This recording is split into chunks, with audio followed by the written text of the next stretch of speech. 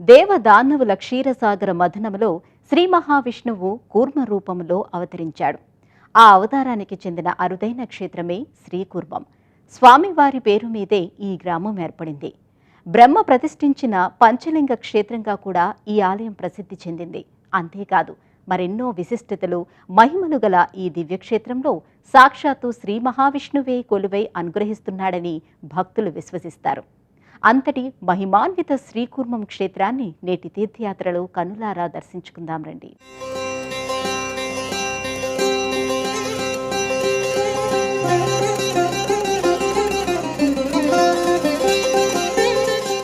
శ్రీ మహావిష్ణువు దశావతారాల్లో రెండో అవతారమైన కూర్మావతారం ఎంతో పవిత్రమైంది. దేశవ్యాప్తంగా కూర్మావతారానికి చెందిన స్వయంభు క్షేత్రం ఒక్క శ్రీకూర్మంలో తప్ప మరెక్కడా లేదు. కనీసం ప్రతిష్ఠిత ఆలయాలు కూడా లేవు. అందుకే జిల్లా కేంద్రమైన శ్రీకాకుళానికి సమీపంలోని శ్రీకూర్మానికి అంతటి విశిష్టత దక్కింది. అతి పురాతనమైన ఈ క్షేత్రానికి ఆధ్యాత్మికంగా ఎన్నో మహిమలు, ప్రత్యేకతలు ఉన్నాయి. అంతటి విశిష్టత ఉన్న శ్రీకూర్మం క్షేత్రాన్ని వీక్షించి తరితాం రండి.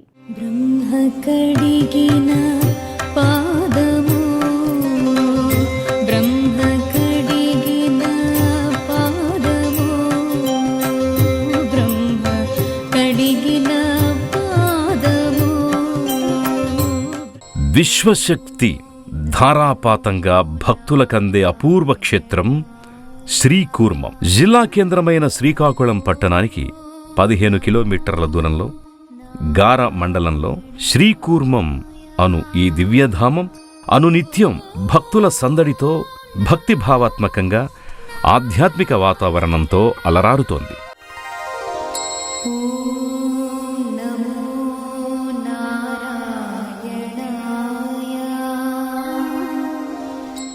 ఆలయ సమీపానికి చేరుకునే మార్గంలో ఒక కూర్మ ఆకారంతో పాటు ఆలయ స్వాగత తోరణం భక్తులకు సాదర స్వాగతం పలుకుతుంది. ఈ మార్గంలో భక్తులు ఆలయానికి చేరేటప్పుడు అనిర్వచనీయమైన ఆధ్యాత్మిక ఆనందానికి లోనవుతారు. ఆలయానికి చుట్టూరా నిర్మితమైన పురాతన ప్రాకారాలు, ముచ్చటగొలిపే ఆలయ గోపురాలు భక్తుల్లో భక్తితత్వాన్ని మరింత రెట్టింపు చేస్తున్నాయి.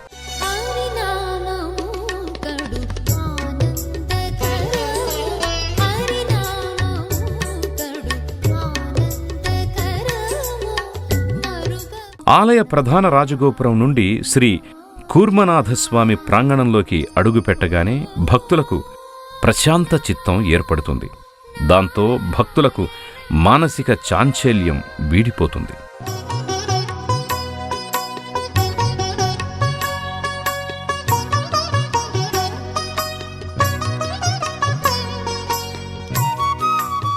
గర్భాలయానికి ముందు వెనుక ధ్వజస్తంభాలు, తూర్పు వైపు నుంచి పడమర వైపు తిరిగిన మూలమూర్తి, ఇంతటి విశేషాలను ఆవిష్కరించిన ఆ పుణ్యక్షేత్రమే శ్రీకూర్మం. వైష్ణవ క్షేత్రాల్లో ముందు వరుసలో నిలిచే ఈ క్షేత్రం శ్రీకాకుళం సమీపంలో అలరారుతోంది. శ్రీ మహావిష్ణువు కూర్మావతారంలో వెలసిన కారణంగా అదే పేరుతో ఇక్కడ ఒక ఊరు ఏర్పడింది. శ్రీరాముడు, బలరాముడు, జమదగ్ని మొదలైన పురాణ పురుషులెందరో ఈ క్షేత్రాన్ని దర్శించి స్వామివారిని ఆరాధించారని పురాణాలు చెబుతున్నాయి. శ్రీమన్నారాయణుడి అవతార రూపమైన ఈ ఆలయాన్ని 2వ శతాబ్దానికి ముందు నిర్మించారని తెలుస్తున్నది. కృతయుగం నాటి శాసనాల ఆధారంగా ఈ విషయం తెలుస్తోంది. నిర్మాణ విషయంలో భిన్న వాదనలున్నాయి. నిజానికి ఇప్పటికీ దీనిని ఎవరు నిర్మించారు అన్నది స్పష్టంగా తెలియదు. 7వ శతాబ్దం నుంచి ఆలయ ప్రాధాన్యత తెలుస్తూ వచ్చింది. దీంతో వివిధ రాజవంశాల వారు ఈ ఆలయాన్ని అభివృద్ధి చేస్తూ వచ్చారు. కళింగ, ఆంధ్ర, చోళుల రాజవంశ పాలనలో దీనిని అభివృద్ధి చేశారు. 8వ శతాబ్దంలో ఆదిశంకరాచార్యులు, 11వ శతాబ్దంలో రామానుజాచార్యులు, 13వ శతాబ్దంలో మధ్వాచార్యుల శిష్యులైన శ్రీ నరహరి తీర్థులు సందర్శించినట్లు చరిత్రకారులు చెబుతున్నారు. శ్రీరాముడి తనయులు లవకుశలు కూడా ఈ ఆలయాన్ని సందర్శించారని చెబుతారు. ఆలయం పైభాగం అష్టదళ పద్మాకారంలో ఉంది. తూర్పు దక్షిణ ద్వారాలపై చక్కని శిల్పాలు కనువిందు చేస్తాయి. ఇక్కడ ద్వారాలు స్తంభాలపై చక్కని శిల్ప సంపద మరింత ఆకర్షణీయంగా నిలుస్తున్నది. అబ్బురపరిచే శిల్పాలు, కుడ్య చిత్రాలు ఇక్కడ ప్రత్యేక ఆకర్షణ.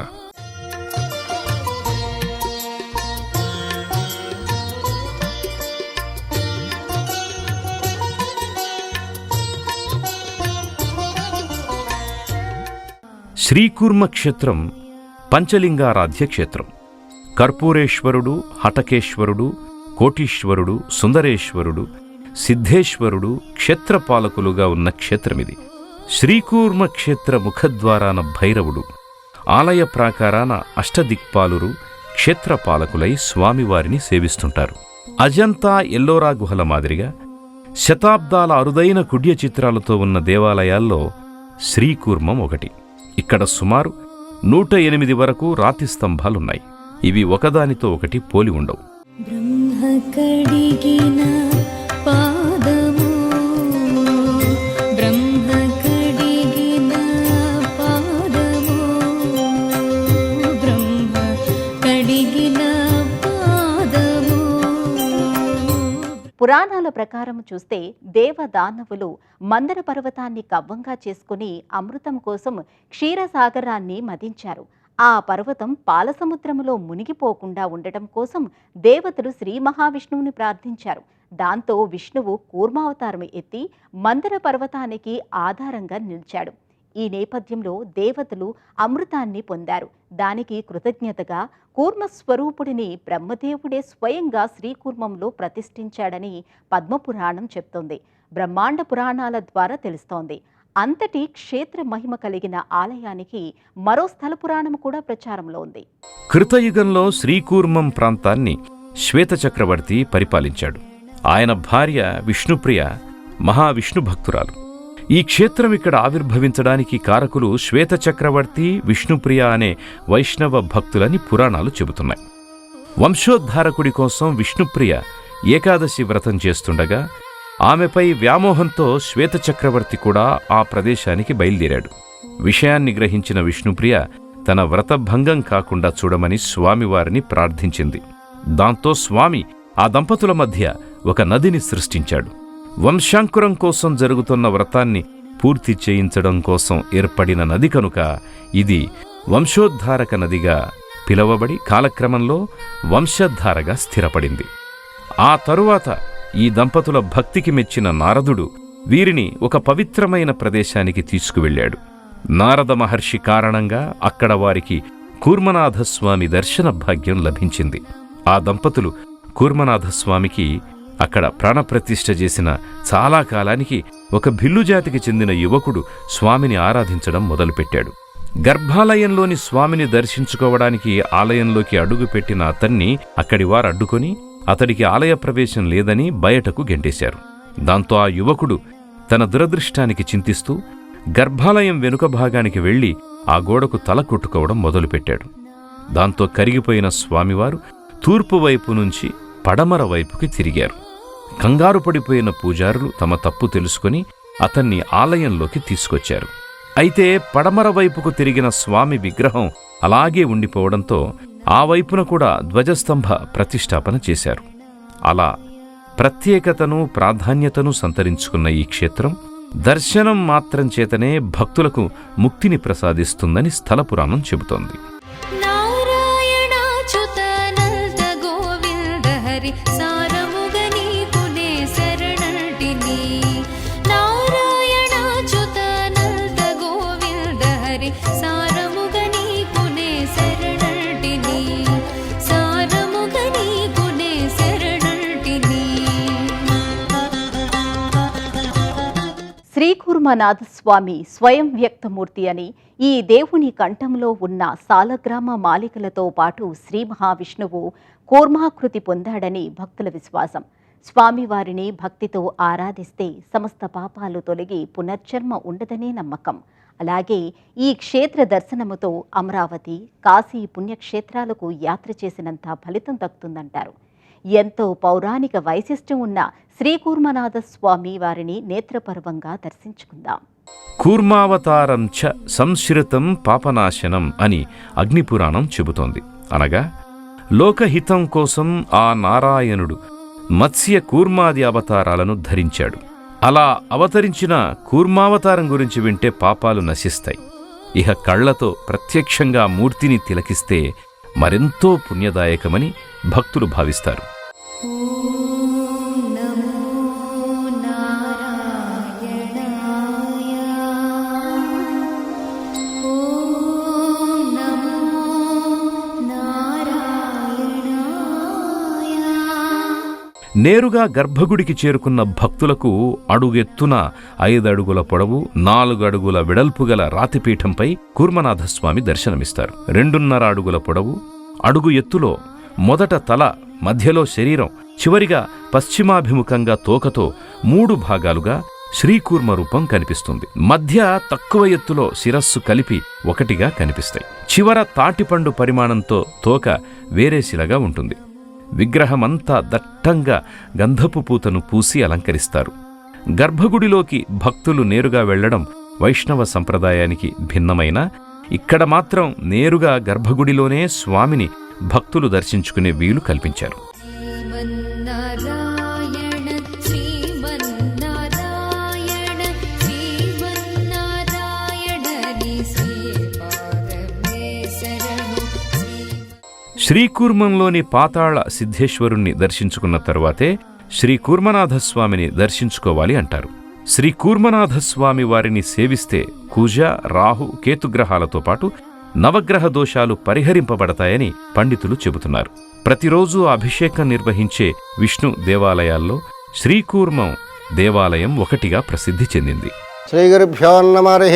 ఓం హేమవర్ణం చతుష్పాదం కుక్షో నిర్గత శీర్షికం మేరుమందర సంకాశం గుంజా సన్నిభలోచనం పశ్యమాభిముఖం దేవం తిష్టంతం గోష్పదాకృతిం కూర్మరూపమంధ్యాయే శంఖచక్రశరీరణం. భక్తులు గర్భాలయంలోకి వెళ్లే ముందు 2 అంతరాలయాలు కనిపిస్తాయి. అత్యంత ప్రాచీనమైన ఈ అంతరాలయంలోని స్తంభాలు అద్భుత శోభతో ప్రకాశిస్తుంటాయి. గర్భాలయం వెలుపల ఉన్న అంతరాలయంలో ఉత్సవమూర్తులు దృశ్యమానమవుతాయి. దివ్యమైన ఈ మూర్తులు 12వ శతాబ్దంలో శ్వేత పుష్కరిణిలో లభించినట్టు చెబుతారు. అర్చకులు మూలమూర్తితో పాటు ఉత్సవమూర్తులకు హారతులను అందిస్తారు. ఈ మూర్తుల్లో శ్రీ మహావిష్ణువు, శ్రీదేవి భూదేవి, శ్రీరామచంద్రుడు, సీతాదేవి, లక్ష్మణమూర్తులు దర్శనమిస్తాయి. సీతారామలక్ష్మణ ఉత్సవ విగ్రహాలను నరహర తీర్థులు ప్రదానం చేసినట్టుగా తెలుస్తోంది. ప్రధాన ఆలయంలో శ్రీకూర్మనాథ స్వామివారిని దర్శించిన భక్తులు స్వామివారి సన్నిధిలోనే భక్త వరప్రదాయినిగా అలరారుతున్న శ్రీకూర్మనాయకి అమ్మవారిని దర్శించుకుంటారు. సాక్షాత్తు మహాలక్ష్మి అమ్మవారిని కూర్మనాయకిగా భక్తులు దర్శించుకుంటారు. వైకుంఠనాథుడైన శ్రీహరి దేవేరి ఇలా వైకుంఠానికి చేరిందా అన్నంతగా దేదీప్యమానంగా గర్భాలయములోని భక్తులకు అమ్మ దర్శనమిస్తుంది. శ్రీకూర్మనాయకి అమ్మవారి గర్భాలయానికి చేరుకున్న భక్తులకు చతుర్భుజధారిణిగా శ్రీకూర్మనాయకి దర్శనమిస్తుంది. ఈ తల్లి సమీపంలోనే ఆండాళ్ అమ్మవారు కొలువుదీరి ఉన్నారు. వైకుంఠపురవాసిని అయిన శ్రీ మహాలక్ష్మి అమ్మవారిని త్రికరణ శుద్ధిగా ఆరాధిస్తే అష్టైశ్వర్యాలను ప్రసాదిస్తుందని భక్తుల ప్రగాఢ విశ్వాసం. నారాయణాచ్యుతానంద గోవింద హరి సారముగ నీకునే శరణంటిని. నారాయణాచ్యుతానంద గోవింద హరి.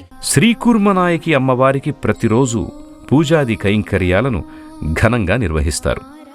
వైదిక సంప్రదాయంగా వచ్చే లక్ష్మీ జయంతి, శ్రావణమాస పర్యంతం కార్తీక మాసంలోనూ అమ్మవారికి విశేష పూజలను నిర్వహిస్తారు.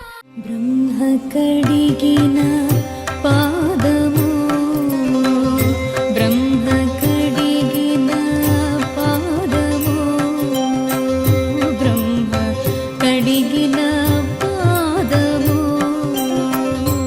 ద్వాపర యుగంలో శ్రీకాకుళంలో ఉమారుద్రకోటేశ్వరలింగ ప్రతిష్ఠ చేసిన బలరాముడు శ్రీకూర్మం వచ్చాడు. అక్కడ క్షేత్రపాలకుడైన భైరవుడు అతనిని అడ్డగించాడు.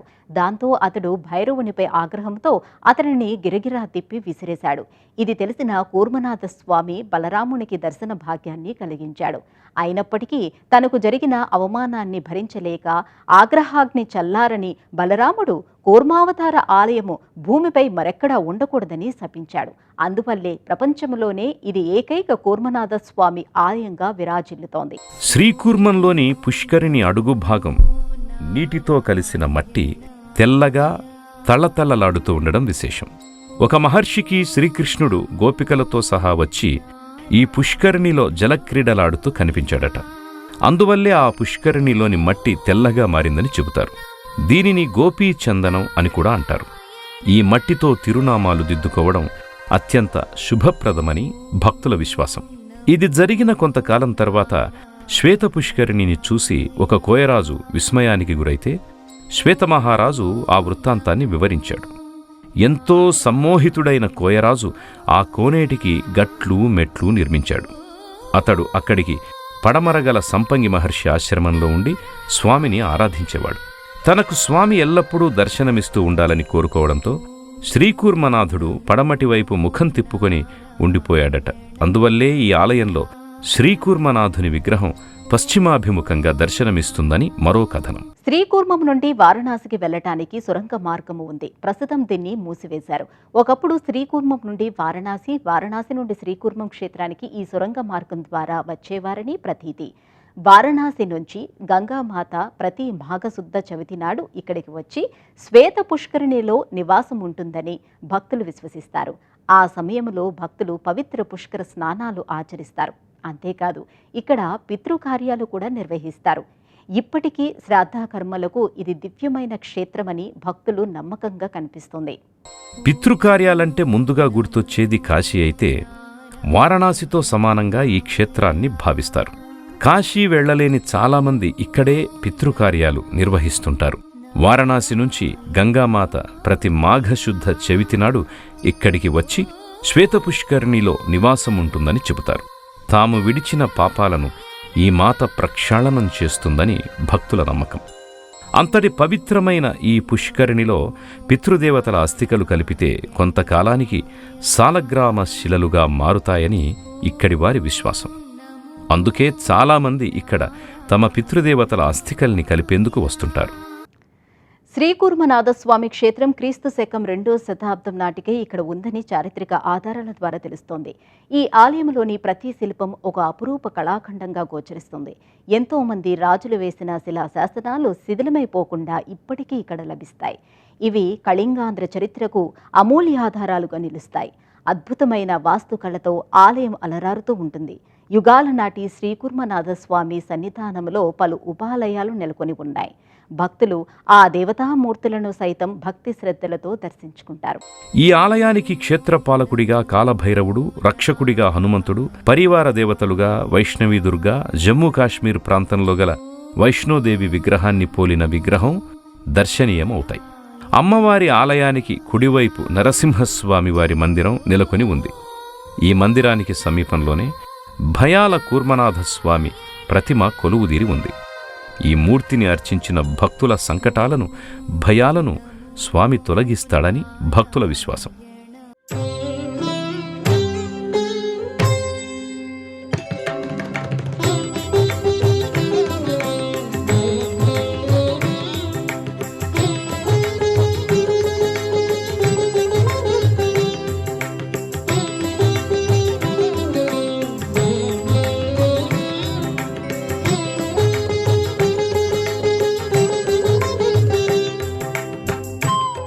ఇదే ఆలయ ప్రాంగణంలో గణపతి, శివుడు, వేణుగోపాల స్వామిని బ్రహ్మ ప్రతిష్ఠించినట్లుగా బ్రహ్మాండ పురాణ కథనం. ఈ క్షేత్రానికి పశ్చిమ భాగంలో కాలభైరవుడు, పూర్వ భాగస్థితి వంశధారాది సంగమ ప్రదేశంలో కర్పూరేశ్వరుడు, పశ్చిమ భాగస్థితి హటకేశ్వర స్వామి కొలువై భక్తులను కరుణిస్తున్నారు. ఇది పంచలింగారాధ్య క్షేత్రం. అంటే 5 శివులు క్షేత్రపాలకులై స్వామిని ఆరాధిస్తున్నారు. ఈ క్షేత్రంలో అత్యంత ప్రధానమైన రామకోటి స్తంభం కూడా దర్శనమిస్తోంది. దీనిని 1963లో పెదజీయర్ స్వామి నిర్మించినట్టు తెలుస్తోంది. ఈ ఆలయంలో ప్రదక్షిణా మండపానికి ఎంతో వైశిష్ట్యత ఉంది. ఈ మండప స్తంభాలపై శిలా శాసనాలతో పాటు అందమైన శిల్పాలు భక్తులను ఆకర్షిస్తున్నాయి. ప్రధానాలయానికి సమీపంలో 24 స్తంభాల ఆస్థాన మండపం ఉంది. స్వామివారికి ప్రతిరూపమైన తాబేళ్ల పార్క్ని ఇక్కడ ఏర్పాటు చేశారు. హరినామము కడు ఆనందకరము హరినామము కడు ఆనందకరము మరుగ కూర్మావతారంలో శ్రీ మహావిష్ణువుకు ప్రపంచంలో ఈ భూమిపై గల ఏకైక దేవాలయం శ్రీకాకుళం జిల్లాలోని శ్రీకూర్మం. అందుకే దీనికి ఎనలేని విశిష్టత ఉంది. ఎంతో విశిష్టమైన శ్రీకూర్మనాథ స్వామి వారి దివ్యక్షేత్రంలో ఏడాది పొడవునా వైష్ణవ సాంప్రదాయ పర్వాలకు విశేష ఉత్సవాలు నిర్వహిస్తారు. ఇది వైష్ణవ క్షేత్రమైన శైవ సాంప్రదాయ పర్వాలకు కూడా ప్రాధాన్యతనిస్తారు. అందుకే ఈ క్షేత్రం వైష్ణవ శైవ క్షేత్రానికి ప్రతీకగా చెప్తారు. శ్రీకూర్మ క్షేత్రంలో జ్యేష్ఠ ద్వాదశి నాడు శ్రీకూర్మ జయంతి అత్యంత వైభవంగా నిర్వహింపబడుతోంది.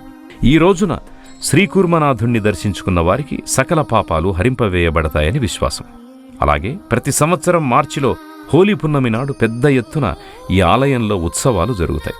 వైశాఖ శుద్ధ ఏకాదశి నాడు స్వామికి కళ్యాణోత్సవం అంగరంగ వైభవంగా జరుగుతుంది. కార్తీక శుద్ధ క్షీరాబ్ది ద్వాదశి నాడు ఉదయం వేళల్లో స్వామివారికి ప్రత్యేక పూజలు నిర్వహిస్తారు. ఇక సాయంత్రం వేళల్లో శయనమూర్తులైన చక్రనారాయణులు, ఇందిర, వసుమతి, శ్రీభూదేవి సమేత విగ్రహాలనే శ్వేతపుష్కరిణిలో 3 దఫాలుగా స్వామివారిని తెప్పలపై ఊరేగిస్తారు. అనంతరం స్వామి శయనమూర్తులను తిరిగి మేళతాళాలతో ఆలయానికి తీసుకొస్తారు. ప్రతి సంవత్సరం ఫాల్గుణ మాసంలో డోలోత్సవం ఎంతో ఘనంగా జరుగుతుంది. వైకుంఠ ఏకాదశి, ధనుర్మాస ఉత్సవాలు, శ్రావణ మాసోత్సవాలు, కార్తీక దీపోత్సవాలు, ఉగాది వసంతోత్సవాలు, వినాయక నవరాత్రోత్సవాలు, శివరాత్రి తదితర పర్వాలకు ప్రత్యేక పూజాది కైంకర్యాలను ఘనంగా నిర్వహిస్తారు. ప్రతిరోజు ఉదయం 4:30 నుంచి 6 గంటల వరకు తిరుమంజనం సేవ వైభవోపేతంగా నిర్వహిస్తారు. దాతల సహకారంతో నిత్యాన్నదానం ప్రారంభించబడింది. దీంతో జిల్లాలో నిత్యాన్నదానం అందిస్తున్న 2వ దేవాలయంగా శ్రీకూర్మ దేవస్థానం నిలిచింది. జిల్లాలో మొట్టమొదటిగా 1996లో అరసవల్లి దేవస్థానంలో నిత్యాన్నదానాన్ని ప్రారంభించారు. శ్రీకాకుళం జిల్లా శ్రీకూర్మ గ్రామంలో ఉన్న శ్రీకూర్మనాథ స్వామి వారి ఆలయాన్ని ఎలా చేరుకోవాలి, అలాగే ఈ క్షేత్ర దర్శన వేళలకు సంబంధించిన విశేషాలను ఇప్పుడు చూద్దాం. దేశంలోని ప్రధాన నగరాల నుంచి ముందుగా శ్రీకాకుళం చేరుకోవాలి. శ్రీకాకుళం చేరుకున్న వారికి ప్రతి 15 నిమిషాలకు అరసవల్లి మీదుగా శ్రీకూర్మానికి ఆర్టీసీ బస్సులు లభ్యమవుతాయి.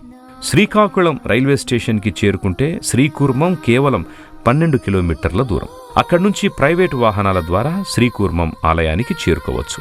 ఇక ఆలయ దర్శన వేళల విషయానికొస్తే ఉదయం 6 గంటల నుంచి రాత్రి 7:45 వరకు ప్రతిరోజు భక్తుల దర్శనార్థం శ్రీకూర్మం దేవస్థానం ద్వారాలు తెరిచే ఉంటాయి. శ్రీహరి కూర్మ రూపంలో దక్షిణ కుక్షిగా చెప్పుకునే ఆంధ్ర రాష్ట్రంలో వెలిసి స్థిరంగా ఉన్నాడని మార్కండేయ పురాణం తెలియజేస్తుంది. అంతేగాక ఈ క్షేత్ర దర్శనం వలన ముక్తి మోక్షాలు కలుగుతాయని పద్మపురాణం, బ్రహ్మాండ పురాణాలు చెప్తున్నాయి. ఈ క్షేత్ర దర్శనం వలన పునర్జన్మకు అవకాశం లేదని పద్మపురాణం స్పష్టంగా చెప్తుంది. మరి ఇంతటి మహత్తరమైన, మహిమాన్వితమైన, అద్వితీయమైన యుగ యుగాల నాటి శ్రీకూర్మనాథుడి దివ్యక్షేత్రాన్ని దర్శించుకున్నాం కదా. ఆ స్వామి దయా ఆశీస్సులు మనందరిపై సదా ఉండాలని ఆకాంక్షిస్తూ రేపటి తీర్థయాత్రలో మళ్ళీ కలుసుకుందాం. అంతవరకు సెలవు. నమస్కారం.